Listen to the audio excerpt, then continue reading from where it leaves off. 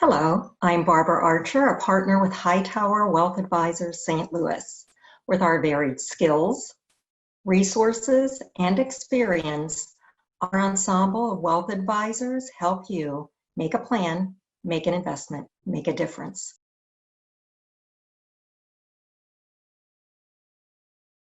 Today is our final interview with Andy Greenspan of a three-part series to help frame expectations and prepare for the college admissions process.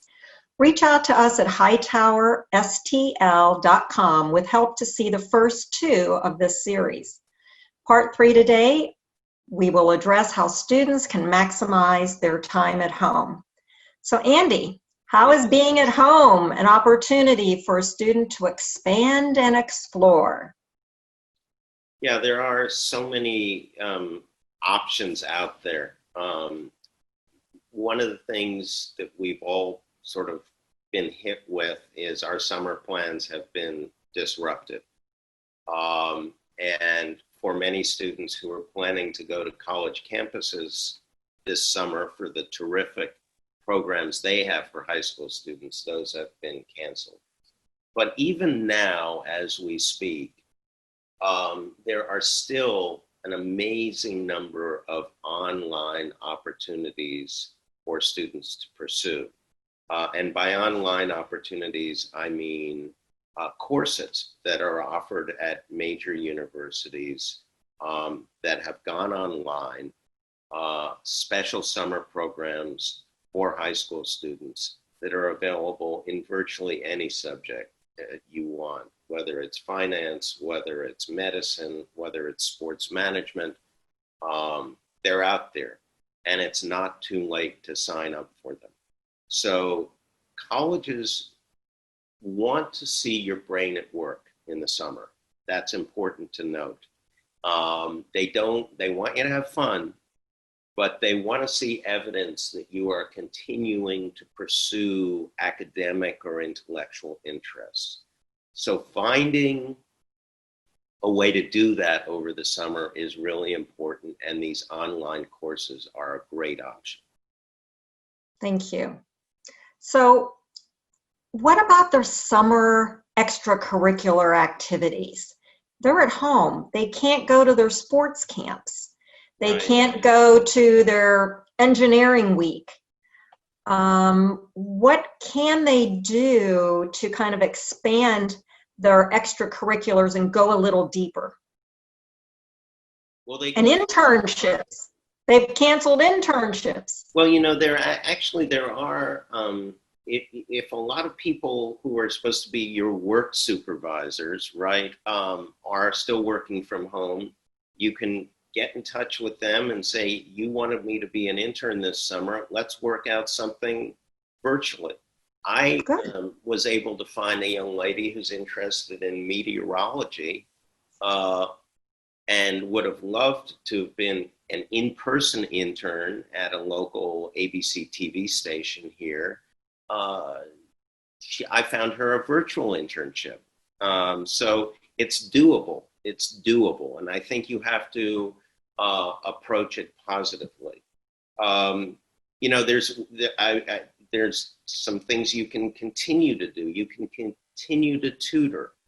My student who is teaching disadvantaged students to code is continuing to do that. I have another student who usually works with children in a camp.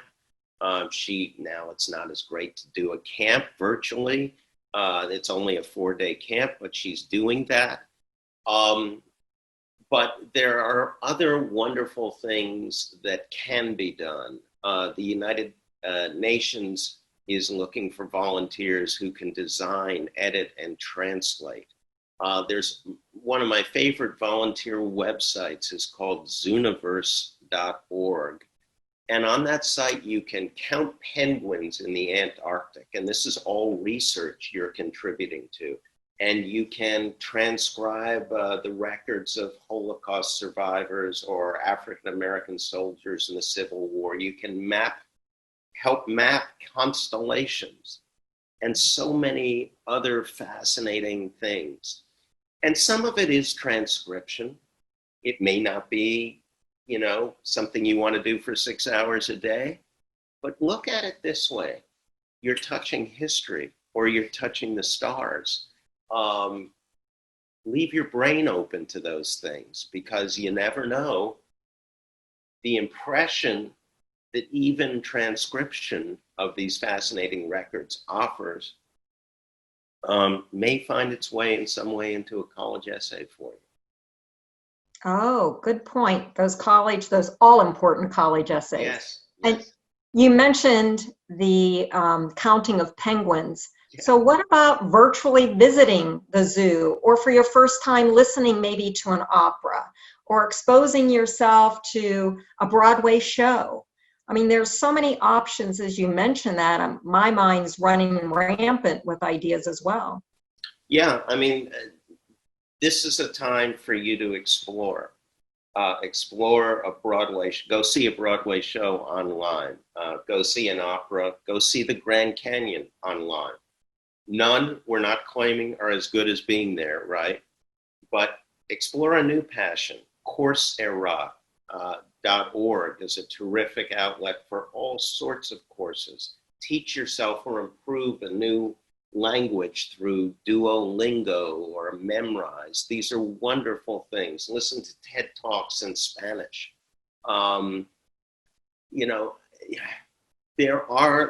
Thankfully, we have the internet, right? And we can do more than read. And by the way, reading isn't a bad thing, is it?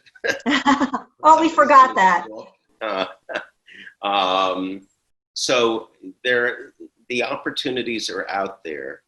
And I know that you're going to be providing some information, and certainly we can provide ways that students can stay energized, active, thinking, volunteering over the summer and even into the fall. I have one more question for you, and this is, how do they continue to stay engaged in refining their college list? Yeah. Yikes. I can't tell you how many students I had who were, about to charge away on those spring break visits to colleges, and boom, COVID hit, and they had 6 colleges they were going to see in 4 days, and now they, and there is nothing equals setting foot on a college campus as a barometer of whether it's a good fit for you. It's just a kind of visceral sense you get. So what can students do now? Well, they can take virtual tours of colleges. There's a wonderful thing called the Coca-Cola Scholars, which has set up, reached out to current students at colleges for prospective students to contact. Their virtual college fairs, which are great things where you actually get to meet and talk to admissions representatives from numerous colleges. The Coalition application has been sponsoring a number of those. It's also important to continue doing smart things which show your interest. Demonstrated interest is kind of a mantra these days in college admissions. And how can you do that? Well, first of all, you're going to continue to get emails from colleges that may have some interest in you. Please open those emails. Colleges will note that you have. Spend some time on their websites. They may even be able to note how much time you've spent. So be sure to spend some real quality time and understand those colleges. And then find out, if you don't already know, who the local rep is, if you will, for a college in your area. Colleges typically, admission staffs divide their responsibilities by region. If you haven't met a person at a local college fair, at your high school, get in touch with that person. Introduce yourself and update them. Hi, I'm home. I'm here. It's COVID. It's been kind of a pain, but here's what I'm doing. Okay. And then if there's news in your life that's positive, in a month or 6 weeks, update that person again. I mean, I don't think you have to be CNN every 24/7 with this person, but I think that you can continue to stay in touch. And believe me, if you really are telling this person kind of new developments in your life, I think it would be helpful. What about, you mentioned opening emails and reaching out to the humans. Yes. Social media. Yes. What about universities and their social media sites? Well, they want you to be there, right? They will note if you've signed up. Some will note more than others. One school that is especially big on demonstrated interest, particularly visiting, is Tulane. They just love it when kids come and when you talk about them in their essays. Now, some schools, virtually all schools, are understanding of students who may not have the means to visit, right? But for those students who are able to come, for certain colleges, that is advantageous. It's not going to get you in, right? You're not going to get in over a quote unquote more qualified student, but it all builds up. It's all part of a way of advancing your case a little bit. Andy, my last question for you today is, what can parents do to help their students now? Yeah, I think one of the most important things is not to worry about what you hear when you are talking to a friend about how her daughter got into Northwestern, and to panic and to run into your son's room and say, Susie got into Northwestern by doing this. You need to stop what you're doing and immediately, there is sound information. There is a sound roadmap. There's sound guidance that I know you're going to help provide. I think that's very important. The other thing is candor. It is a stressful time. It's stressful for parents. It's stressful for students. Students are pretty dialed in, but the old line, sunlight is the best disinfectant. I think if you can be as upfront as possible with students about what lies ahead in terms of their school year, that's helpful. And I think creating a timetable, a calendar, planning, deadlines, we obviously help with those things. Structure, I think, is critical. Structure, a roadmap, a way to get from point A, which right now can be uncertainty, and even a normal year, to point B, which is getting your applications in ahead of time and with confidence, and providing the roadmap to doing that is important. So Andy, I see behind you your Muhammad Ali wall. Yes. So I can take it from that example that you help fight for your students to get them into the right schools. Well, that's funny. I had the great honor of meeting him and showing him up when I was a gopher at a radio station in New York. And one of the great moments in my life was it was just me, Muhammad Ali, and one of his assistants in an elevator, and he threw punches at me and missed, thank God. Yes, I try to fight. I don't rope a dope, for those of you who may remember that tactic. I do fight for my students, and I work hard to make sure that we are really presenting as attractive a story about students as possible.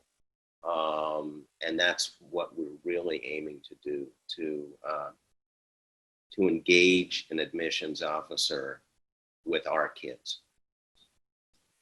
Well, thank you, Andy. I really appreciate your time sharing some of your stories and your guidance and recommendations for college admissions. We have finalized our 3-part series. People will be able to reach out to us and get the past ones if they missed any of the first 2. And so again, thank you for joining me. Barbara, thanks so much for having me. I hope your clients will find this valuable. I appreciate that. And thank you for joining us out there. I am Barbara Archer with Hightower Wealth Advisors St. Louis, where we help you make a plan, make an investment, make a difference. Now let's all go make a difference.